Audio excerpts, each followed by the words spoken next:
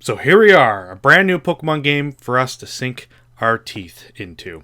I got to this review slightly faster than I thought I would. Not saying it was short or easy or anything like that. It's just, I don't know. I dedicated a bit of time to it because I wanted to just get this out. But one thing's for certain though, is that Pokemon Sword and Shield did not have a very easy marketing / advertisement campaign. I can assure you that. What with its initial announcement having everyone be on Cloud 9 pretty much, and then with pretty much every other subsequent reveal having everyone getting more and more pissed off at the game, at Nintendo, and at Game Freak. I'm bringing this up now because I'm not in that sort of crowd that's like the hashtag Nat Pokedex thing or the Game Freak Lied group. I'm not part of any of those groups. There's other things I want to mention, but it has nothing to do with either one of those groups, kind of. And if anything, to a certain extent, this marketing that they did was actually killer. For the most part, they did some really neat stuff leading up to the eventual launch of Pokemon Sword and Shield that I had not seen done before in quite some time. It was actually very interesting going into this game blind. But that's something I'm going to bring up a little bit later on. I'll mention that later. But regardless, let's just not waste any time onto this. Let's dive right in and take a look at Pokemon Sword and Shield.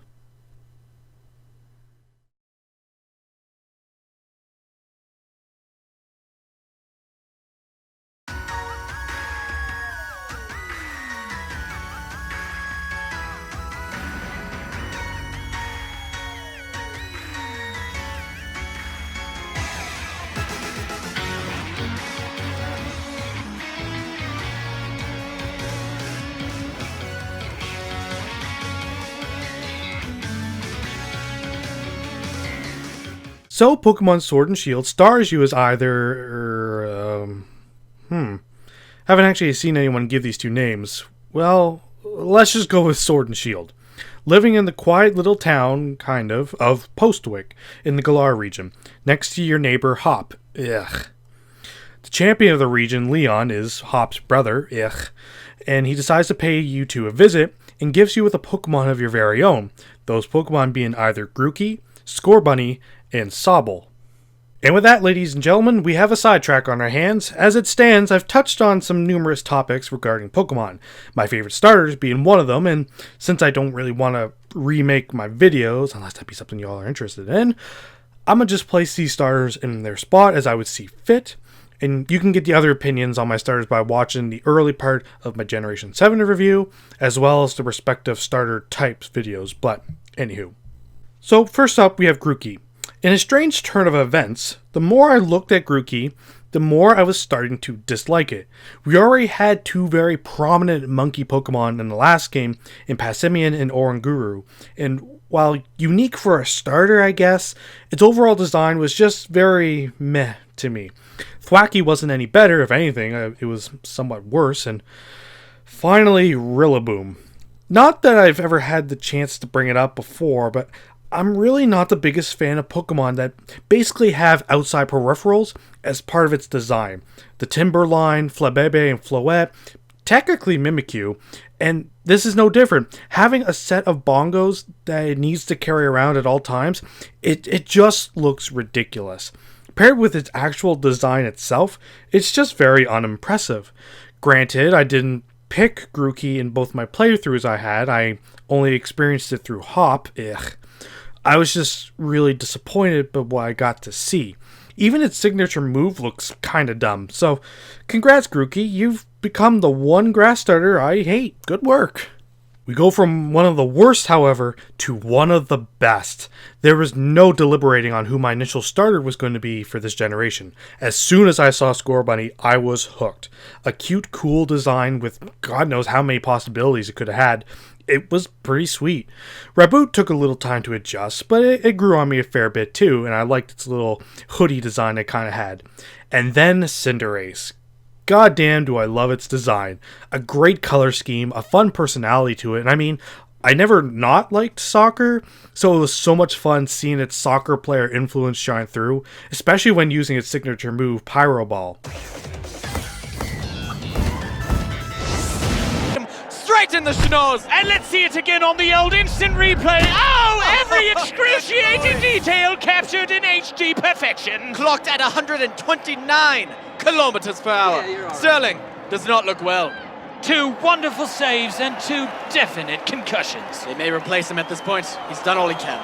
Yes, as his trainer takes him off the field like a mustached lion dragging a gazelle through the Serengeti. Adieu, Scott Sterling. Adieu.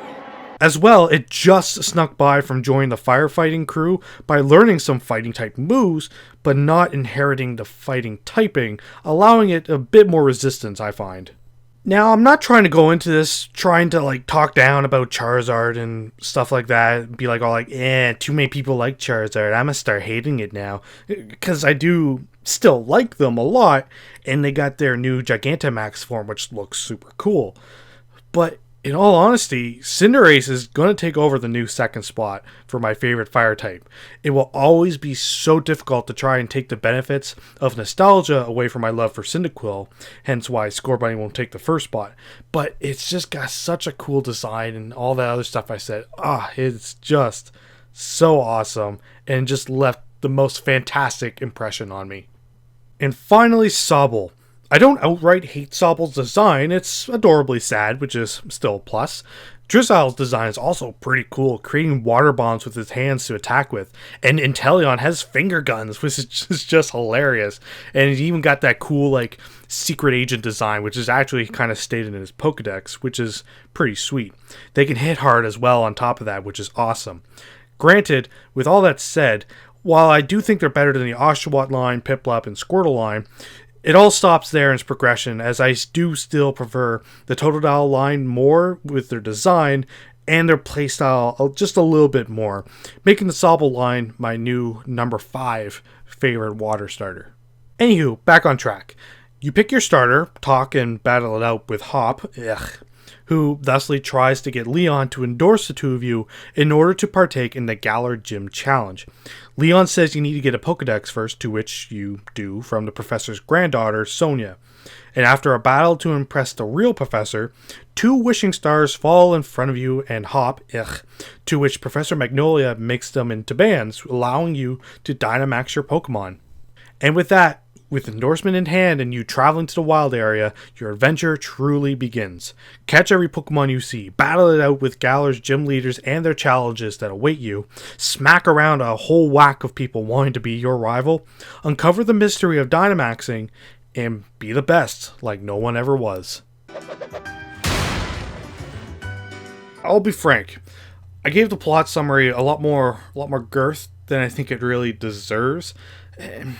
And that's something I'll kind of discuss in a bit, but regardless, with all that said, I just want to preface again, not part of the Free to Nat Dex thing, I'm not part of the Game Freak Live group, but this is still a Pokemon game through and through, no bones about it, okay? You pick a starter, you go around, you catch other Pokemon, you do gym battles, there's still a grandiose story going on here, you still become champion at some point in time. It's still a Pokemon game. And regarding the whole Pokedex thing, there's over 800 Pokemon now that have been created by Game Freak and Nintendo. I felt like this was going to happen at some point in time, having a smaller national-based Pokedex. I felt like it was going to happen eventually. And there's still 400 to catch in this game. That's still a lot of capturing going on. And that's something that I really don't have much of an issue with. And the whole Game Freak Live stuff, I'll address some of their finer points later on, but I feel like it's not a really good argument to have, because frankly, with those 2 different groups going on, I think they're missing a much bigger issue that's been going on with this game, and it's something I want to address, but in a little bit. I'll get to some minor stuff first. Let's just talk about the game first. The game's art design looks fantastic. Galar is huge and vibrant with lots of varying ecosystems sprinkled all throughout, making every route more exciting than the one prior. That and the actual graphics still look pretty good. That's one point against all you graphic whores out there. Yes, We did get the Detective Pikachu movie, and that was fine as is, I suppose. But when I play a Pokemon game with anime-like quality and art styles to its character designs and the world, these are designs to the Pokemon and the world that I want to see.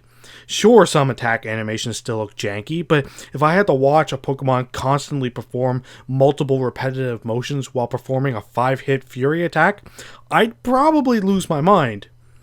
Though that would never happen, because I think the AI are the only ones that are allowed to get 5-hit Fury attacks. But other attacks still got some nice animations done to them, and even the signature moves look pretty sweet. Well, except Rillaboom's, because it's dumb. But as for the actual combat itself, it's much of what you remember, plus a little bit more. New items for the competitive crowd and such, and there's new ways to manipulate IVs and EVs and all that other stuff. It's a winning formula, and I'm glad that they haven't really felt the need to mess with its base combat mechanics at all. The thing they did change, however, is its story mechanic. We had Mega Evolutions and then Z-moves, and now we have Dynamaxing. Once per battle for a period of time, you can Dynamax a Pokemon of your choice, enlarging it to cataclysmic size to aid you in battle, augmenting the attacks a Pokemon has to become extra powerful moves. It is absolutely the happy medium between Z-moves and Mega Evolutions, and something I will take over Z-moves any day. Dynamaxing a Pokemon to take the upper hand in a battle is such a satisfying thing to pull onto your opponents. Some Pokemon can also undergo what's called Gigantamaxing, basically becoming a Mega Evolved Dynamaxed Pokemon, though the game does a sort of poor job explaining how one achieves that. With all that said though, Dynamaxing can only be done in a handful of spots, most of those being in gym battles, some story sequences, as well as the next big thing to bring up, the wild area. God damn, is this the kind of thing I really wanted in a Pokemon game? An actual open world, kind of. It's not quite a full open world experience, but it's a huge step in the right direction. You run around this massive field and you can run into Pokemon everywhere as you go, which ones being influenced by this specific area and the weather happening in said region. Think of it much like how the Safari Zone in Heart Gold and Soul Silver worked. It's basically like that. With this area though, you can run into Pokemon vastly stronger than any on your team, making it a great way of EXP boosting or maybe even getting Pokemon that require certain things to evolve, helping solo players have a chance at working on the decks on their own, though a buddy will always help with exclusives and general ease of accessibility. Other than the tougher roaming ones, Pokemon spawn out of the grass, much like how they did in Pokemon Let's Go, walking around and all that stuff. Some of them will be aggro to you and try to chase after you, some will run away and whatever. As well, there's also some random encounter spots that you can run into, usually having a Pokemon that's different than the ones that will spawn on the overworld. As well, Pokemon can also have like this glowing aura around them that are called Brilliant Pokemon, which is good for competitive players since it has like 2 perfect IVs, whatever the whole system is. It has better stats, usually has different moves, and as well it can earn you Watts, and Watts can be used as basically another set of currency to use out in the world. However, you just can't go all willy-nilly to catch all these extra tough Pokemon by luck, since badges now control how strong of a Pokemon you can actually catch, which doesn't feel like much, but certainly helped control the difficulty of the game. Not that it would have helped too much. While I did run into some weird inconsistencies with the levels of the enemies I was facing throughout the journey, overall I would say that Sword and Shield lean a little more onto the easy side of the spectrum. Part of it is that in the wild area you can come across these things called Pokemon Dens, and some of them will have these Dynamax Pokemon that you'll have to battle with up to 3 other trainers that you can pair up with online, though unless it's something that everyone wants, you will never match with anyone. But anyways, you can do it with 3 people online, or you can just get 3 randoms that the game will set for you in these big raid battles. Beating them or catching them doesn't earn you experience outright, but instead gives you a whole bunch of stuff, including like experience candies, which can easily help boost levels to extreme levels very quickly, depending on how much you force feed or how often you actually do raid battles. As well, you can also get like TRs, which are the same thing as TMs, technical machines, except that they're technical records and they break upon use, just like with the very, very old games. But these moves are usually like really good ones. Some of them that have never really been seen in like a TM before.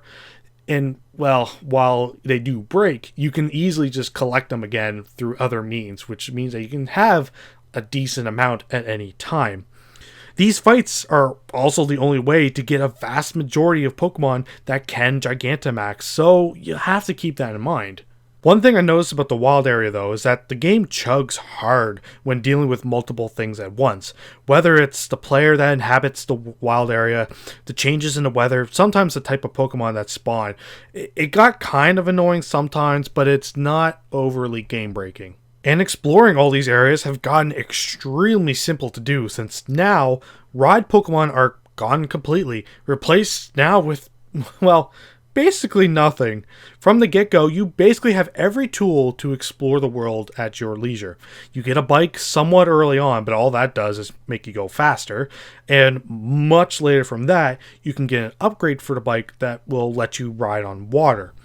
That's really the only overworld upgrade you get, and that's kind of disappointing. Severely limits any need to go back to previous areas to re-explore. Pokemon's always had a small semblance of like a Metroidvania in there, and it's now basically gone. You do get the ability to fly like pretty much right away though, as soon as you get to the first major town. So that's kind of cool, I guess, but it's still slightly disappointing. While exploring though, you'll notice that most routes between towns are pretty long and the wild area is massive as is. Those random encounters are gone, like I said, but the long treks themselves will be somewhat taxing to you and your team. To alleviate that, you can set up camp with your Pokemon.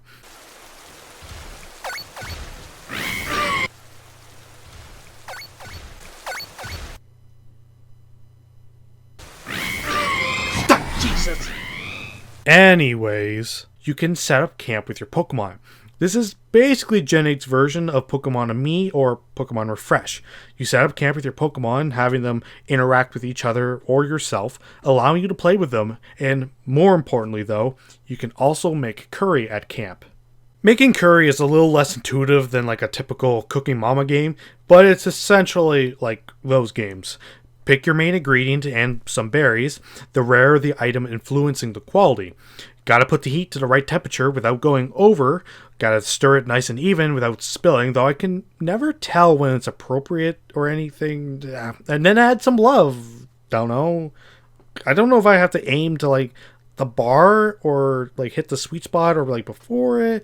I always just do like the latter because it always goes down after I press A. And then you eat the food. The ranking of the food causing a number of benefits, including health and PP regeneration, status curing, and actual experience and happiness gain. It's a better version of the medicine from Refresh, but you at least have to like acquire the supplies and put in the effort into the curry to get the most rewarding version of it, making it feel like you actually like are putting in more effort to care for your Pokemon. You obviously can't set up camp anywheres. The most obvious are gyms. These are brought back after a brief hiatus, and man, are these gyms some of the best designed ones in the series for the most part.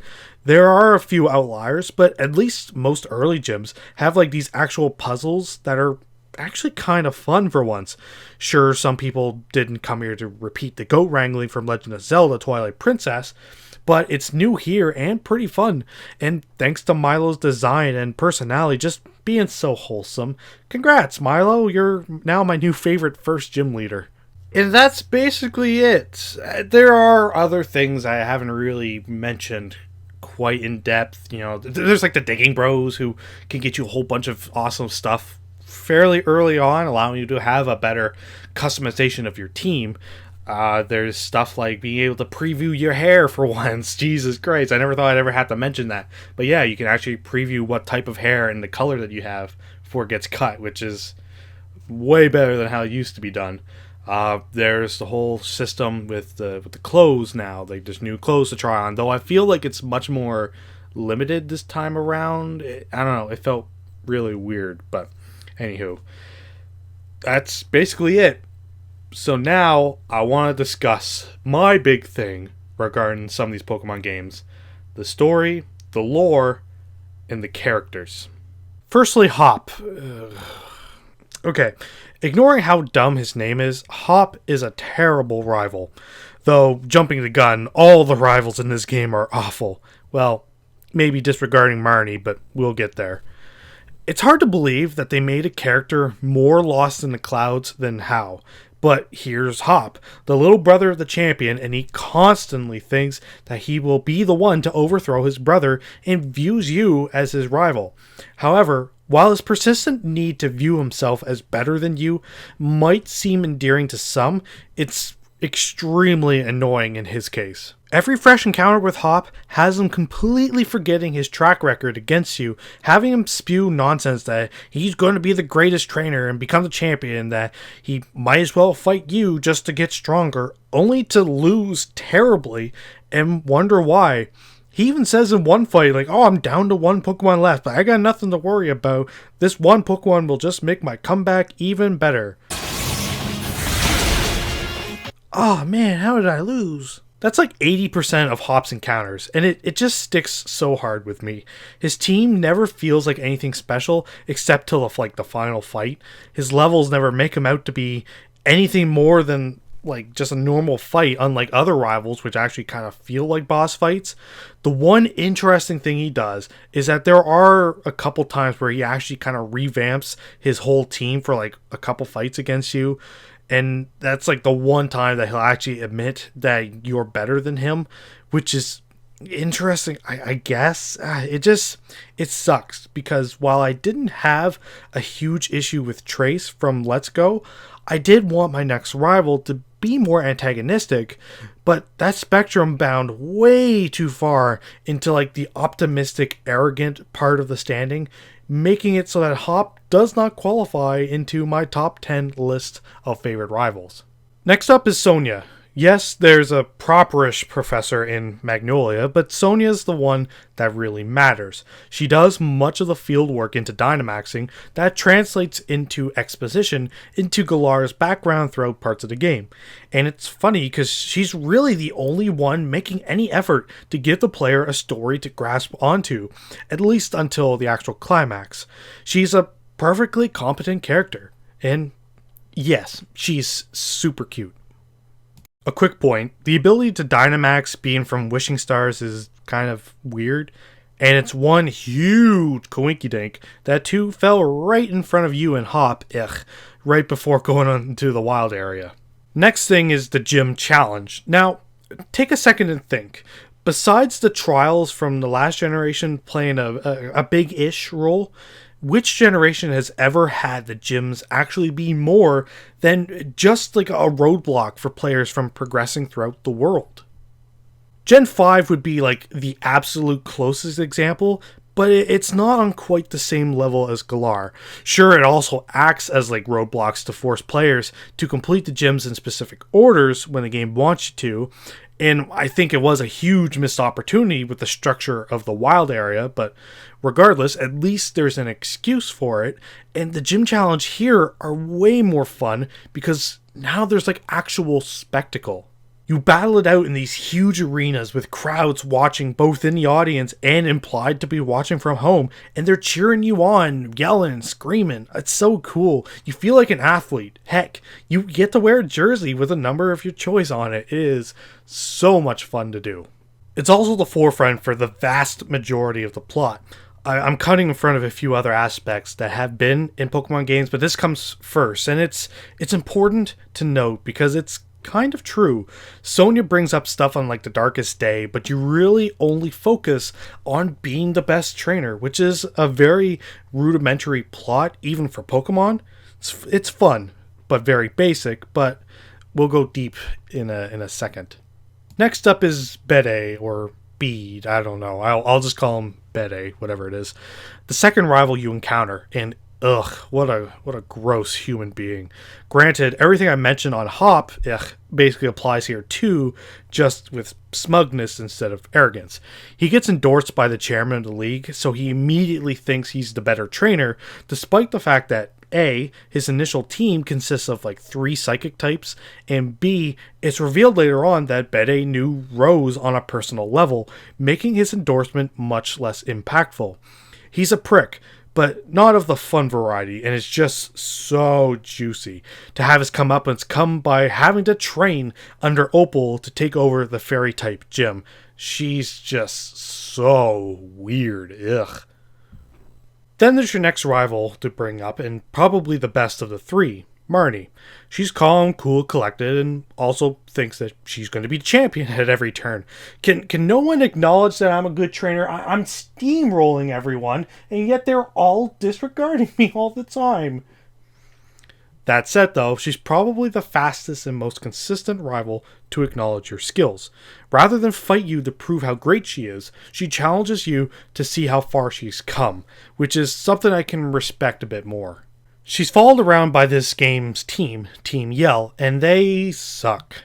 All they are is just a less interesting Team Skull, with no actual leader unless you count, heavyish spoilers I guess, unless you count Marnie and the 7th gym leader, Pierce. They're just lame grunts that act as the barrier to stop you from exploring other towns before you're ready. They don't have any interesting impact to the gym challenge arc, and only play the most minor of roles in the grander arc right at the tail end of the game, and not even as the antagonist towards it. The unveiling of them being citizens of Spikemouth isn't interesting or surprising as well. They just suck.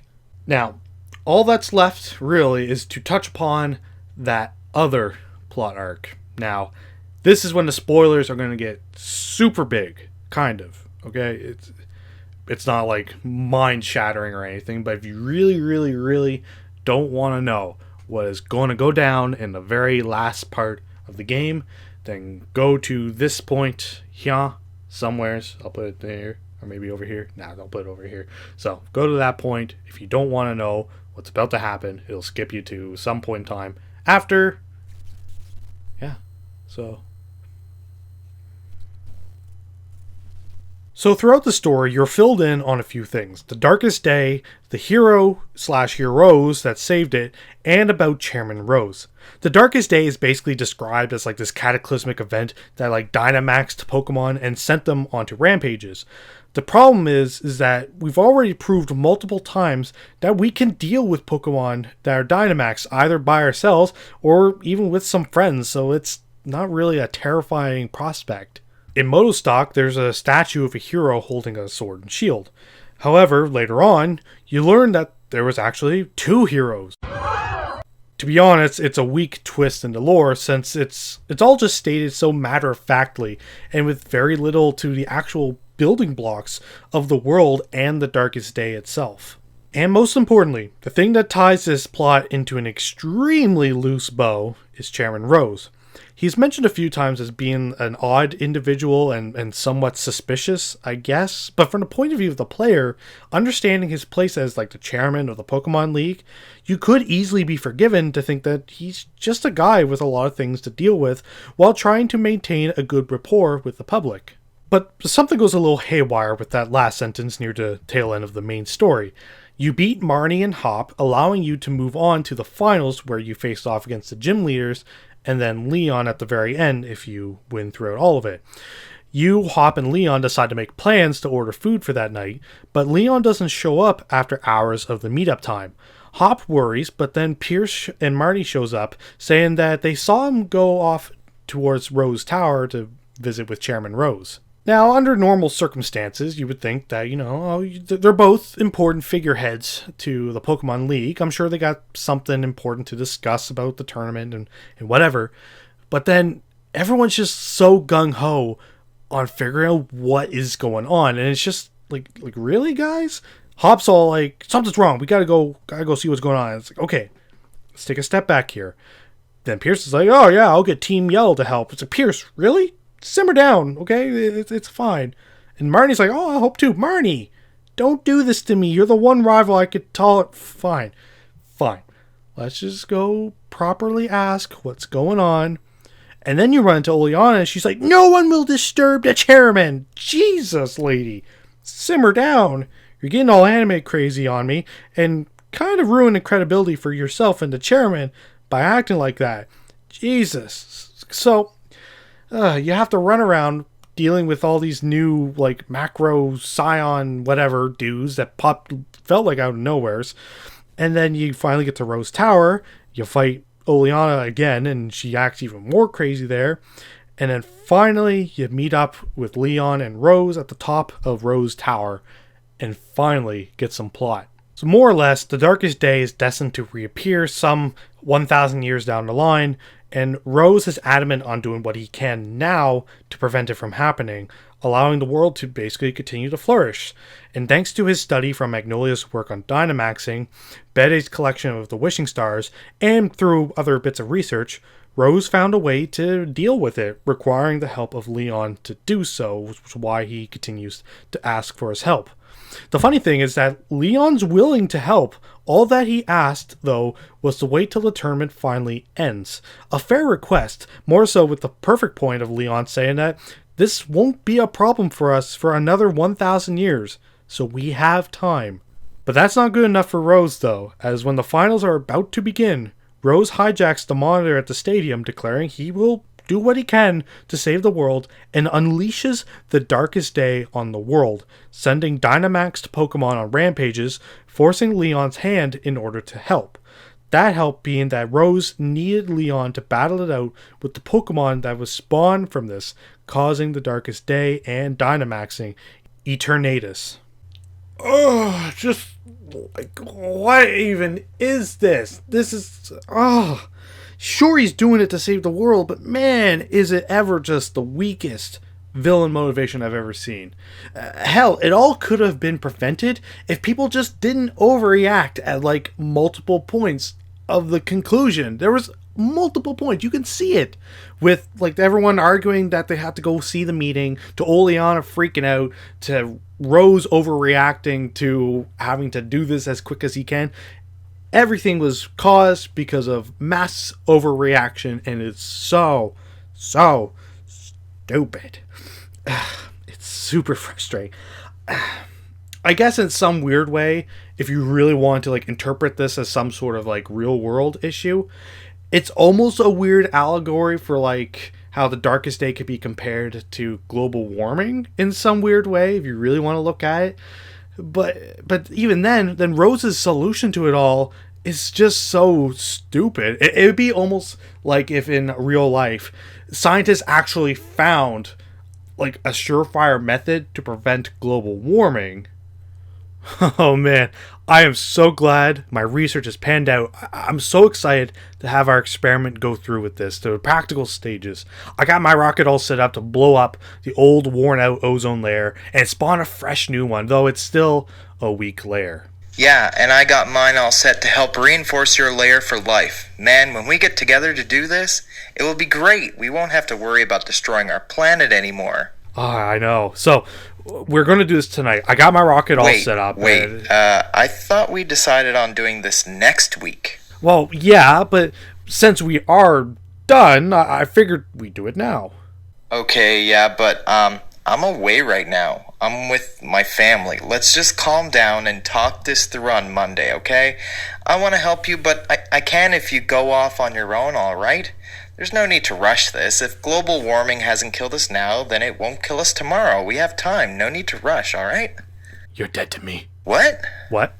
The problem with this plan, though, is that if you were to compare it to the allegory, is that with the end of the world being caused by a physical manifestation that can, and mind you, already has been defeated before, it completely devalues his motivation for doing said terrible deed, and actually makes it worse than Lysander of all people, since Lysander was clearly a bad person doing something for such a selfish reason.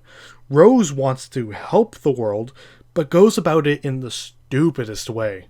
So, after dealing with the Eternatus with the help of Hop and both poster legendaries in a fight that can only be described as lamer than the true Necrozma fight in Ultra Sun and Ultra Moon, you take on Leon in the proper conclusion to the league and become the new champion.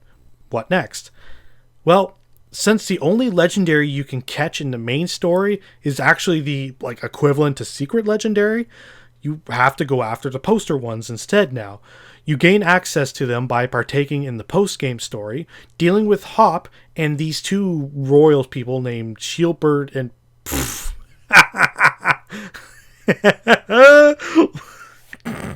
What is that hair? The man's got a penis for hair. Anyways, you fight these clowns, then do some extra fights alongside some of the gym leaders against Dynamaxed Pokemon or some other such thing, then catch your poster legendary. Okay, post-game story was kind of lame. Rose Tower has become the new Battle Tower, and you all know how I feel about the Battle Tower. And, that's it? No other legendaries to go after, no new areas to explore.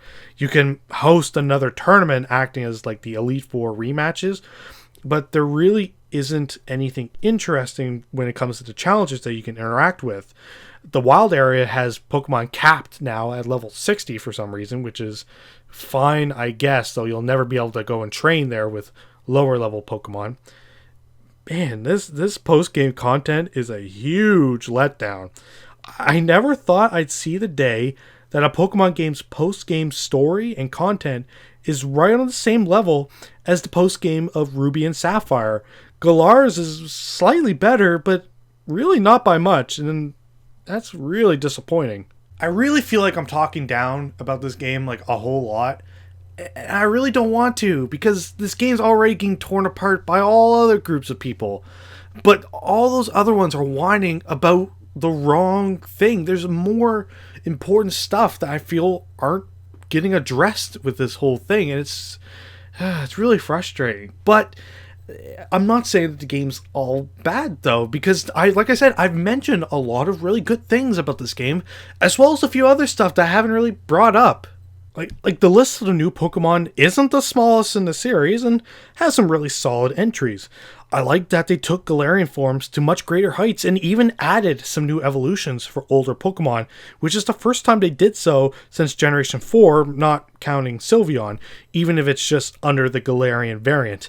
And regarding the new Pokemon, I don't know if it was intentional or not, but going into this generation, only knowing a small portion of what the actual Pokedex might be like was actually kind of exciting. I actually took some time to figure out what my endgame team was going to be, since I didn't know what might be coming in the next route. It was a lot of fun, and I commend the marketing team on taking this approach to its trailers.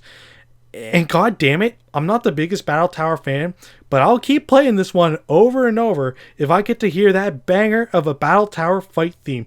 Whoo boy, this song is straight fire. Whew.